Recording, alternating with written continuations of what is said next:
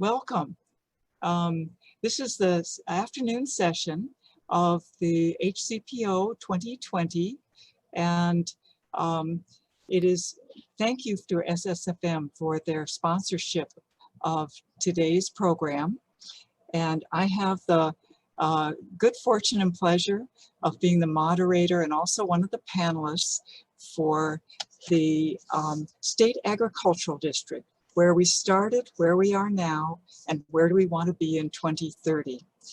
There are 4 panelists. I'll give a quick overview of the history of the State Agricultural District, followed by Ryan Peroy, Associate Professor in the Department of Geography and Environmental Science at University of Hawaii at Hilo, and Director of the Spatial Data Analysis and Visualization Research Lab, followed by Richard Ha, who owned Hamakua Springs Country Farms on the Big Island, which pioneered sustainable farming operations and renewable energy. And he has served on the Board of Agriculture and the Hawaii Island Economic Development Board. Richard will be followed by Kathy Sokagawa, Acting Director of the City and County's Department of Planning and Permitting, also my classmate from DERP Planning School. And she has 30 years of planning experience and has hosted many HCPO conferences herself. So we'll get started now. I'm going to share screen and I'm going to, there we go. And let's see if it works. Okay, so I'm going to breeze through quite quickly, but I want to note that the opinions expressed in this presentation are not necessarily those of the Office of Planning. So in the 60s, the Land Use Commission law was adopted by the legislature, and it set out the 4 districts, actually the first 3, conservation, agricultural, and urban, and then rural was added in 1963. The counties regulate permitting and development in the urban, rural, and agricultural districts through county zoning. The State Land Board oversees the Conservation District, and the Land Use Commission oversees the Ag District. In the 70s, there was a tremendous amount of growth that caused disruptions to our primary industry at the time, plantation agriculture for sugar and pineapple. And that led to a number of changes. The town decision, which converted the Land Use Commission decision-making process from quasi-legislative to a quasi-judicial process, a big change.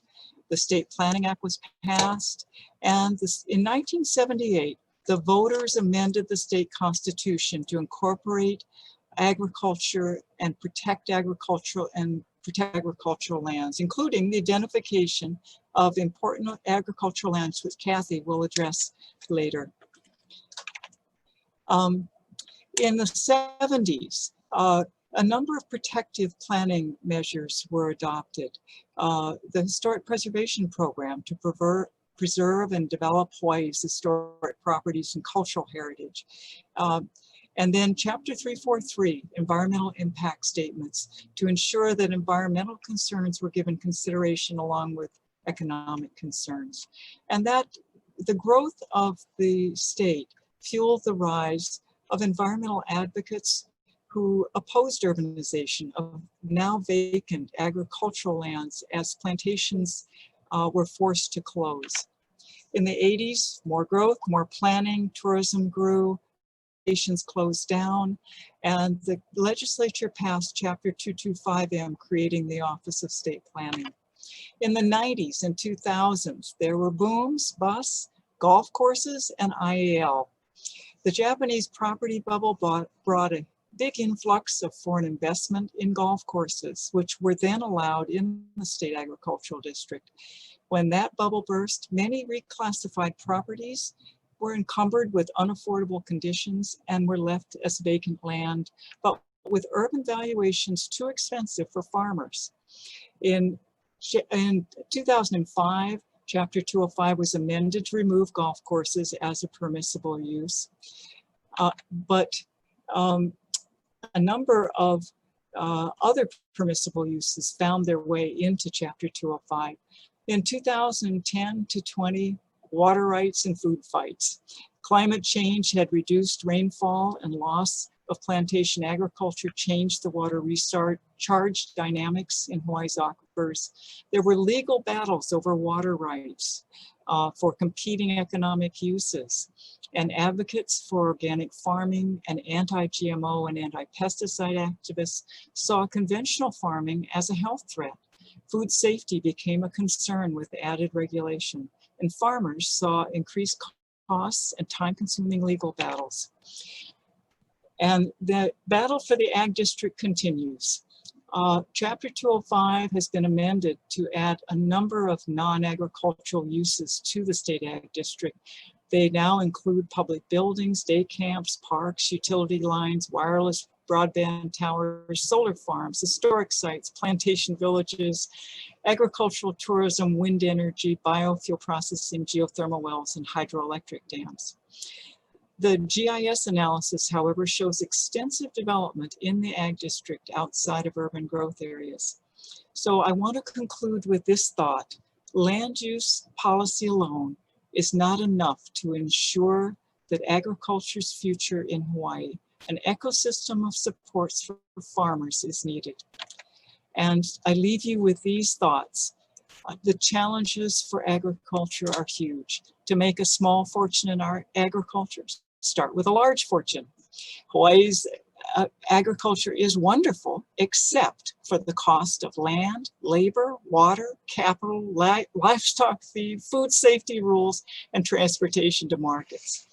Hawaii's farmers have to be business majors, crop specialists, pest managers, alien species detectives, meteorologists, risk managers, financing experts, and unreasonably optimistic. With that, I'm going to ask Ryan Peroy to load his PowerPoint up, and you'll hear what is currently and actually in the Ag District from Ryan. Go ahead, Ryan.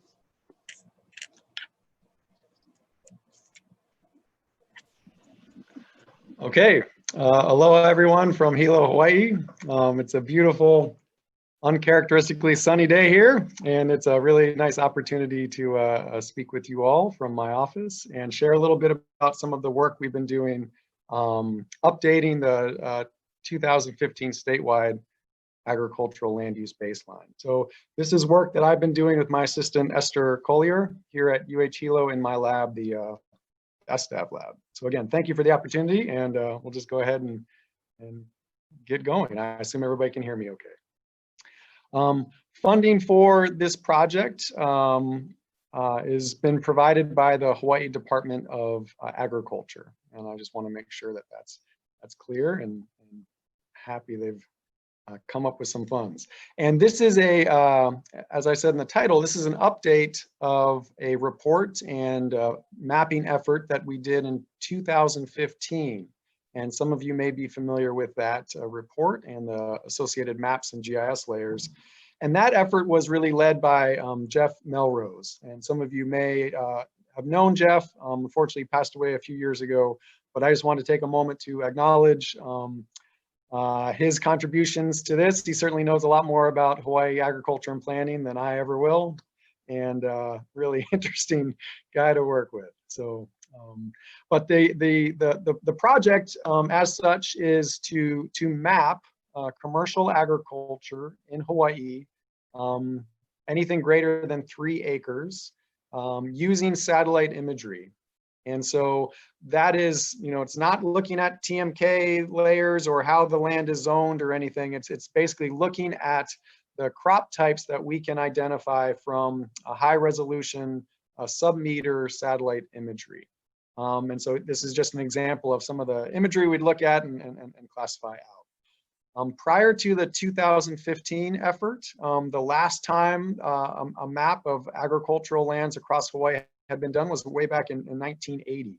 And so this is a depiction of that. And I just wanted to sort of compare what that looked like in 1980. You can see a lot of purple for sugarcane, and then a lot of this green across Big Island and Molokai and Maui is pasture, to what the story was in 2015. So significant changes from 1980 to 2015. major loss of sugarcane and increases in things like seed production and seed crops. The 2020 update is underway, and so you're catching us kind of in the home stretch of our effort here, so it's not quite done. And the Department of Agriculture asked us to map the agricultural lands on Oahu and Big Island. And we found some cost savings because of travel restrictions associated with COVID, so we're adding in Kauai to that. That'll be done in the spring. And then hopefully in the future, in the near future, we could also do Molokai and Maui and such, but those are currently not part of the project. As I said, we're kind of trying to wrap things up for Oahu and Big Island. And so this is a kind of a draft map we've got for agriculture on Oahu. And this pie chart just gives you a sense of kind of the breakdown. And then you can see that seed production is pretty key. It's almost a third of all agriculture on Oahu. And then diversified crop is another big piece, and pineapple. What's not shown here is pasture. And then for the Big Island, again, here's the mix for Big Island. So a lot more macadamia nuts and coffee and less diversified crop, and certainly a lot of commercial forestry. And again, pasture is not being shown on this pie chart. It kind of dwarfs everything else. Just a few examples of some of the imagery that we look at. So this is from Big Island, and we can see on the left an image in 2016 and then another image on 2019. For this 2020 effort, we're limiting our imagery to images from 2019 or 2020. Sometimes we have a lot of clouds, and so we got to go back a little bit further in time. But we try to have as much up-to-date imagery as we can. Nothing older than 2019.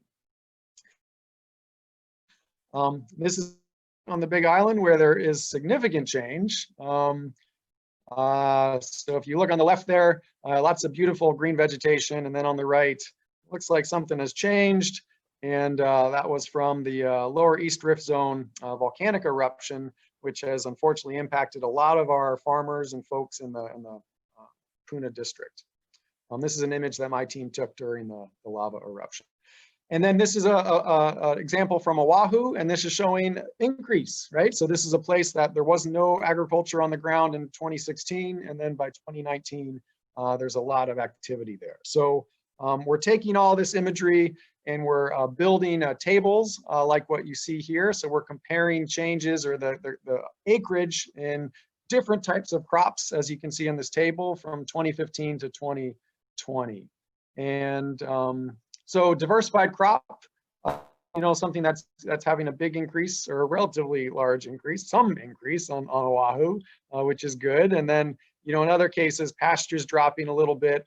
And you can see these patterns. For Big Island, we're seeing, we got a lot more land, so we're seeing larger acreage changes. Dairy in particular, significant drop. We had a dairy closed down, and some other things are happening.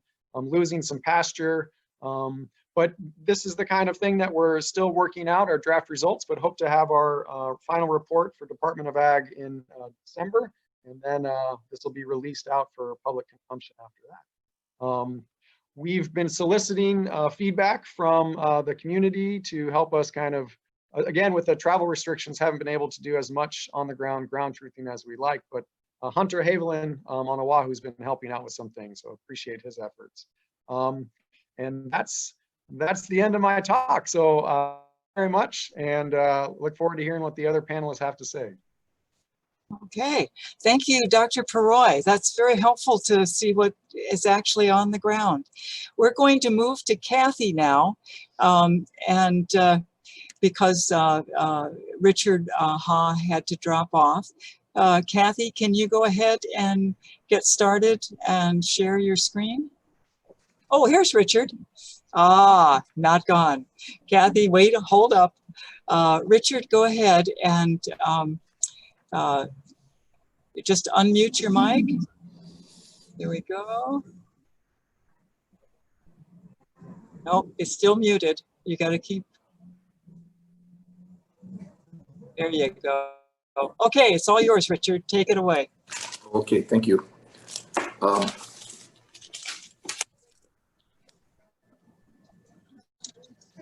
Yeah, just a little bit of background on myself. I farmed for nearly 40 years commercially, and we had 500 acres, and um, that's what we did. When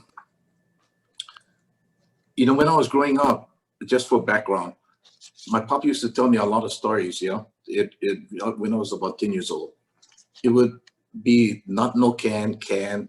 There are 1,000 reasons why no can. I'm only looking for the one reason why can. Then he'd say stuff like look for 2 answers for every problem and 1 more just in case. And then this is one story he told that was really interesting. And I'm thinking back, that when I was like 10 years old. And he said, he told me, earthquake coming, what you gonna do? And he's really talking about big earthquakes, the kind that you see the trees whipping back and forth, and then you can see the road, rippling and stuff like that. So I didn't know, so I told him, no, I don't know, what should I do? He said, you know what you do is you jump in the air and do half a turn. So I said, half a turn, how come? He said, 2 jumps and you see everything. And later on, that's kind of that's a 40,000 view of things, or maybe like Stacy Leach, looking out at the Hawaiian Islands from space with the ads in his hand. So just background. So the subject is, where do we want to be in 10 years? So there are two issues. One is a long-term issue, and for that we would like to have a hydrogen economy well on its way, and the Hawaii playing a major role. The other one just popped out of the blue, and that was the pandemic. So we need to deal with both of them at the same time. But the pandemic, of course, is something that we got to do immediately.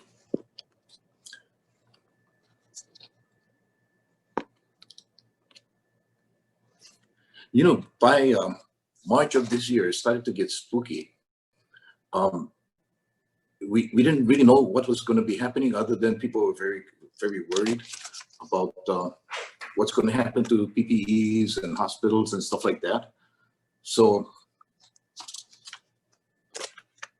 as time went on, you learn a little bit more, and things stabilized a little bit.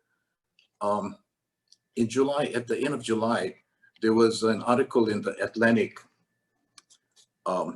magazine that basically said that 200 plus scientists wrote to the WHO asking for them to consider air transmission as a way of spreading the virus. And so the WHO acknowledged, but they didn't do anything about it. But on October 5th, which was just a short time ago, the CDC acknowledged that spreading by air was a possibility. So what's the difference in that declaration, that acknowledgement, compared to what was going on before?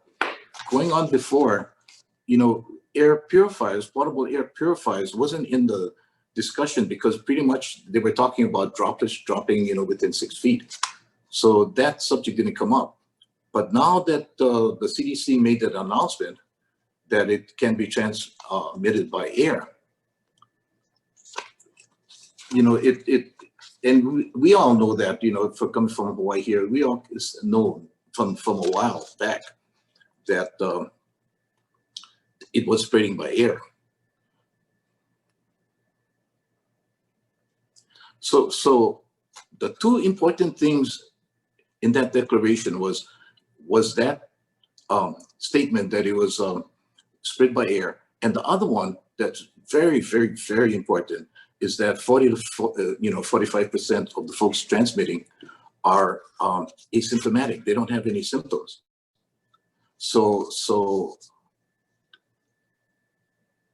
as we look into the future and what we got to do, so we knew that this was something that we needed to do something about. I wrote an article for the Star Advertiser at the end of August, and this was before this declaration, yeah, because we already knew, gee, this is getting scary. So we knew we needed to do something. So what we did was we started to talk story with how can we do something about this? You know, so we thought, what if we went and talked to one of the schools and see if we could work together and make this something that people can, you know, get attention. So what happened was, from that time when we started, I went over to Kyokaha Elementary School, and the principal was Kumu Stacy Hello. And it's interesting that they were talking about the same thing. They were thinking about the same thing because they had put in brand new air conditioners and they needed to get the air purifiers. So that was really interesting because, you know, when we started talking, we both had the same interest. So from the time the subject came up, time they implemented a program to get all of the schools, all of Kyokaha School fitted with portable air purifiers, took only 2 weeks. From the idea to implementation was 2 weeks. But it was because the Kumu Bello and Jeremy McCumber were two really special people. You know, it took just a few minutes to figure it out. So what Jeremy said was that, why don't we do a GoFundMe program? Oh, okay, that sounded pretty good. And then as they talked about it, it became clear that, why don't we do 8? And if we did 8, it would be like one for each of the class, from preschool to kindergarten to 1 through 6. So then the next thing was we had to figure out what was the cost of it. So they did another thing that was really smart. I gave them a consumer report analysis of all the ratings of the different air purifiers. And what they did was they chose the third highest on the list. The top one was about $800. The second one was $300, and the one they chose was $250. Essentially, they were all pretty much the same as far as productivity, but the cost was tremendously different. So anyway, so what they did was they also had a schematic of all the classrooms and the supplementary auxiliary classes that needed to be filled. So what they did was they just filled up all the, and they chose one size, and it was the Honeywell HPA 300. So they used that because it covered 456 square feet. And then they took the size of the classroom, and the classroom was basically a little bit more than that. But instead of taking a big one and a small one, they took, like I said, they kept the same size for everything, whether it's a small room, a big room, or whatever. So there was only one thing to deal with. So when they did that, they could add up the cost. And then they add, you know, when you add up the cost and divide it by 8, you end up getting the cost to adopt one of the classes, which came up to be $2,500. So that was interesting, and that went online, and that was fine. But when they started it, you know, now they've got more than $7,000 that's been donated out of the 20. But the data that they got was especially useful, because it came down to, there's 400 students, and divided into 20,000, that comes out to be $50 per student. That $50 per student is an important number, because if you multiply that times the number of students in all the classrooms on the DOE on the Big Island, you know, something like 24,000, you come up with a round figure of $1,200,000 would cover all of the classrooms on the Big Island. And so that was interesting, because now we can start to talk, and we started to talk to the complex area supervisors. And when we started to talk, they were really pretty interested in the idea. And so it won't take very much to figure out more precisely what it is, but generally we're going to go do that and supply the information to the Department of Education. And it looks like it'll probably go, you know, and while we were doing this, we started talking to Lieutenant Governor Green's people. And so that's going along pretty well. Richard, you're going to need to summarize now. Okay, yeah, so that's what we're doing for the potable air purifiers. And the other subject, which is further along, is hydrogen for future generations, because you know, fossil fuels is declining, and we got to make, you know, some kind of adjustment. So anyway, that's further down along the line. But the most important thing is to take care of the potable air purifiers, and basically what you want to do is you take all the stuff that was that we saw happen. You know, a lot of people got sick from adult care centers, the jails, you know, on the mainland.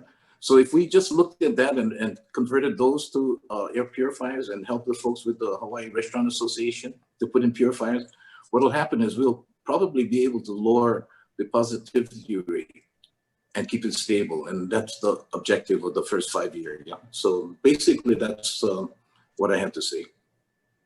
Richard, thank you. Thank you for that wisdom. We really appreciate that. Okay, Kathy, now you're on. Go ahead.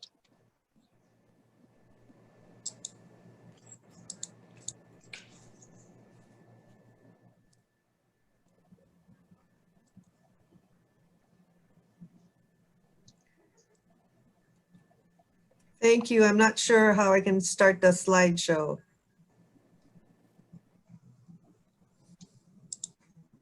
No, that's not it.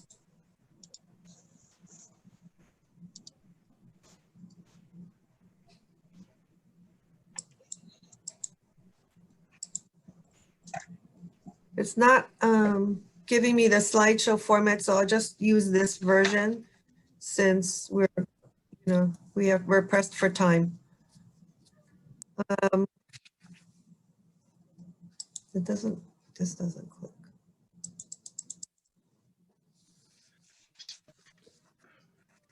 The icon from the beginning on your left.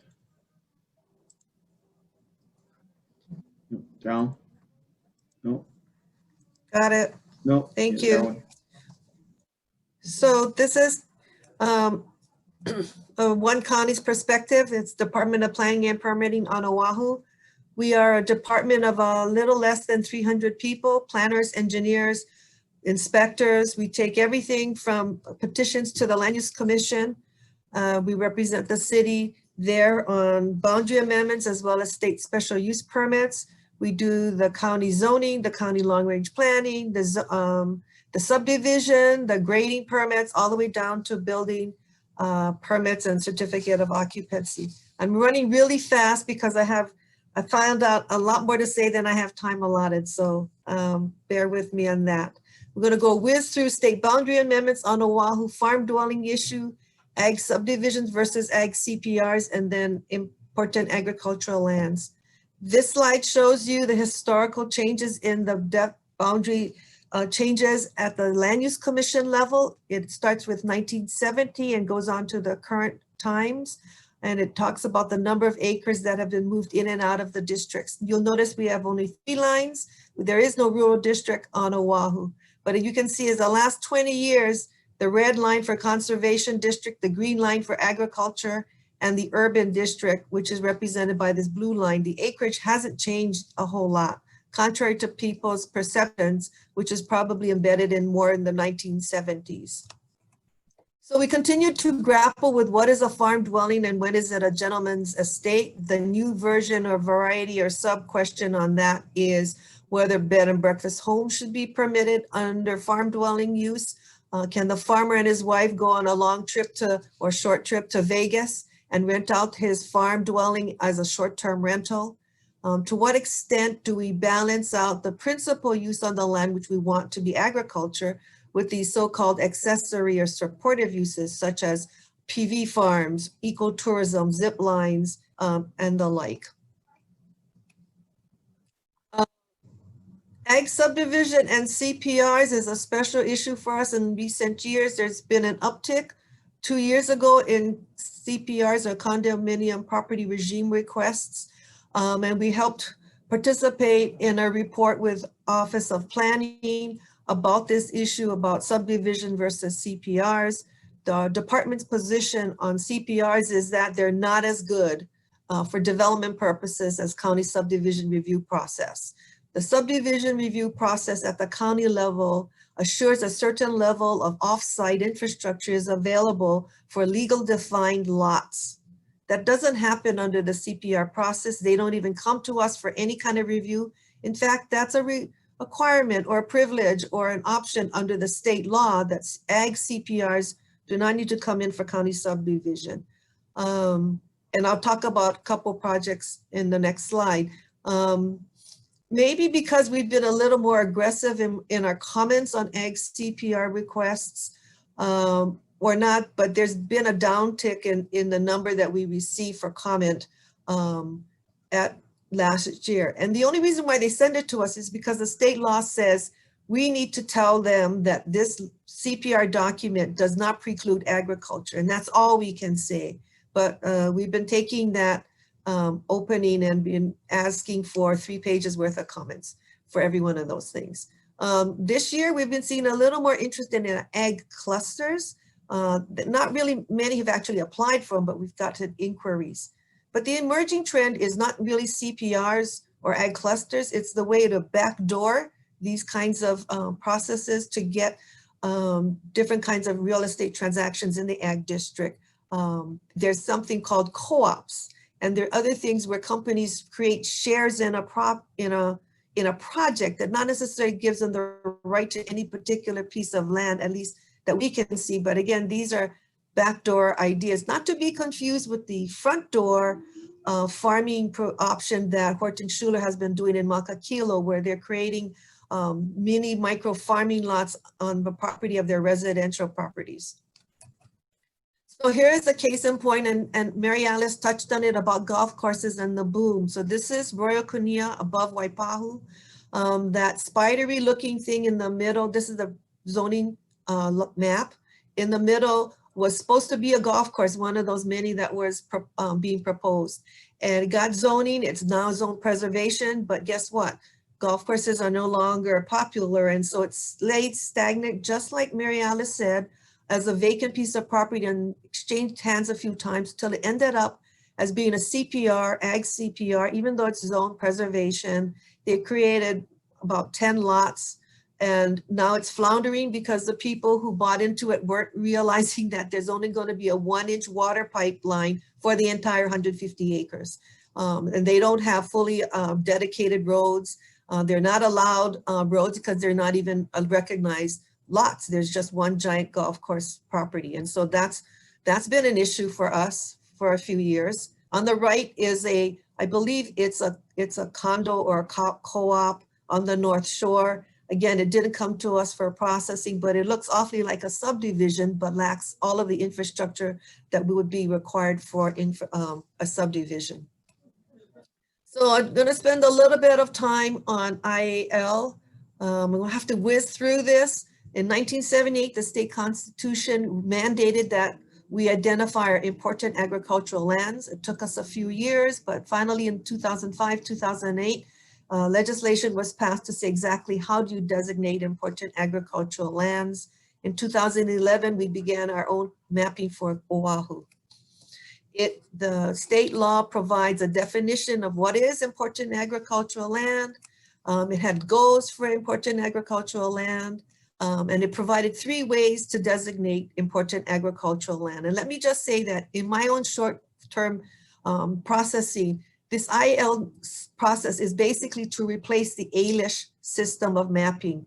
That is the agricultural lands of importance to the state of Hawaii that circa in the 70s when we were still going strong with plantation ag economy and obviously very out of date.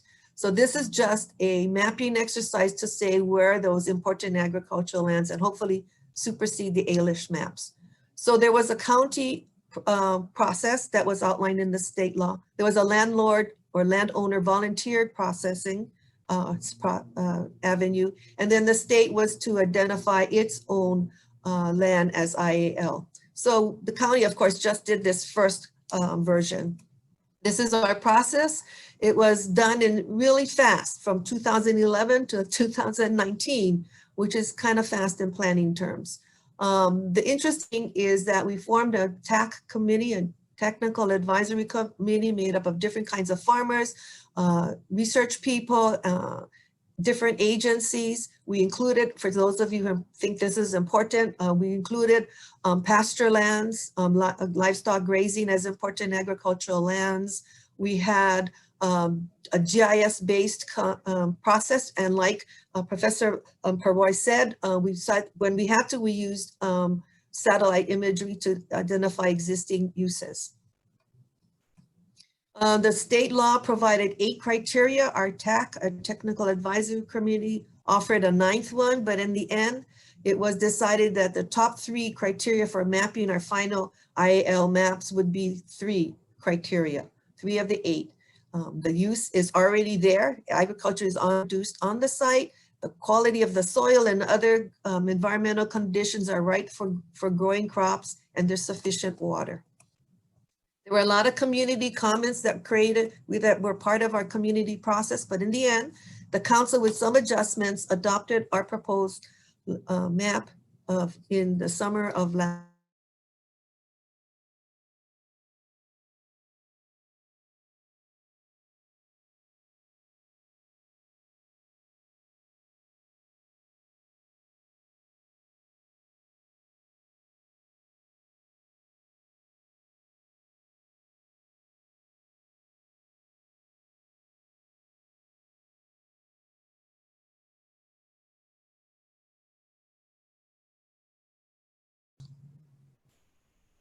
Thank you, Kathy.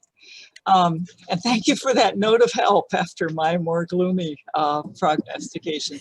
Thank you, all of the panelists. And I'm going to go to the question and answers. We did get some questions. I think I'll start with Kathy. Albert Perez says, Kathy, can you put up the community comments slide again? I don't know if you can. I don't know, but maybe while I do that, you can go to another question so I don't hold that up. Okay. In the city and county of Honolulu, is a farm dwelling allowed on each CPR unit? That should be an easy answer. Yes. The answer is no. Again, CPR lots are artificial lots in terms of land use development and zoning for the counties. That is just a form of ownership. It doesn't bypass zoning. So in the ag district, for example, on one lot, we allowed 2 farm dwellings. That's it. You can't get any more unless you come in for an ag cluster or ag subdivision or for something called site development. But generally, you're not entitled. And so we've re-scrutinized every single draft CPR document to make sure they're not offering more zoning rights than they're allowed. Okay. Let's see. I have a couple for Dr. Paroy. Dr. Paroy, are you using machine learning for image analysis? And is the loss in pasture due to increased development or conversion to reforested areas? Okay, great. Thank you for the questions. So we do use machine learning for image analysis in some of our work with rapid ohia death and detecting invasive species and things like that. For this mapping effort, we haven't gotten into needing to use machine learning, but it's a great question. And now that we've got all of these mapped out areas, we've got a wonderful set of training data that could be used for machine learning in the future. So we haven't used that for this project, but we're really well positioned to do that in the future. So that's an interesting question. In terms of the loss of pasture on Big Island, so that's due to a mix of different things. Some of that is what we've learned is perhaps misclassification in the 2015 effort, where maybe we're a little generous with the pasture footprint, and so have tightened that up a little bit. A little bit is new development, and then more of it is also new crops sort of coming in. So it's a mixture of different things that are causing that loss. But again, out of the 500,000+ acres, we're talking about a change of 1% or less. So thank you. Okay, thank you. Another question, we just have a couple of minutes left. Farm dwellings are supposed to be attached to agricultural use. What opportunities are there that connect the regular spatial mapping of land use and county needs to verify agricultural activities associated with developments on ag land? I'm going to throw that to Kathy. Okay, I'm not sure I totally get the whole question. We encourage people who are really dedicated to agriculture to ask them, is your land dedicated under the real property tax exemption? And that's another good way of monitoring it, because the tax office has a way of annually certifying all of those dedicated properties. So they actually go out and check to see if agriculture is actually occurring in order to continue the tax break. On a building permit level, we will not issue a farm dwelling permit unless we're associated or we know that there's agriculture commitment on that property. And then they have to sign an affidavit or restrictive covenant declaring that they understand what they're getting is a farm dwelling, which is dependent on farming income in order to get their building permit. Okay, there are a few more questions, but I think we're out of time. We'll try to respond to them later. I want to thank our panelists again, Dr. Perroy, Richard Ha, and Kathy Sokagawa for tackling a really tough topic. This one, and Kathy, thank you for that note of optimism at the end. I think we all do support agriculture and want to see the ability to double the food production for local consumers and exports for income for the state. So as we end this session, I want to note that thank you for the patience of the registrants that weren't able to get in right away. There was a cap that we needed to lift, and so I want to apologize for you and thank you for your patience. We're learning as we go along from technology. So, and I invite you all to join us tomorrow when we will have 2 more sessions. They will be let's see, that'll be opportunities for GIS. This is going to be Wednesday. Where did I? Sorry, that isn't technology. That's just me. We'll have investing in community through equitable development starting at 11:30, and then we'll follow up with the American Planning Association Hawaii Chapter Awards, hosted by our chapter president, Tessa Munikea-Ing. And then, so please do join us again. And thank you very much for listening in. And thank you again to our panelists. Bye-bye. So Mary Alice, will we be making our PowerPoint available, or should I just offer it to anybody who asks? Because we didn't get to that slide. Oh, yes. Why don't, if we have another minute, go ahead. Is everyone able to see the slide? Yes. This is the one that there were some of the feedback that we got from the community meetings. You know, some of them were very profound, some of them not so much. And you can decide which ones are which. But we walked through every single comment, every single TMK that was wanted to be in or out. Most wanted to be out. And it was a very thorough process. And I'm so glad that the council adopted our map. Thank you, Kathy. Appreciate that. And that answers the question from the attendee who wanted to see that. Okay, so goodbye until tomorrow, and thank you again. Thank you, Mary Alice.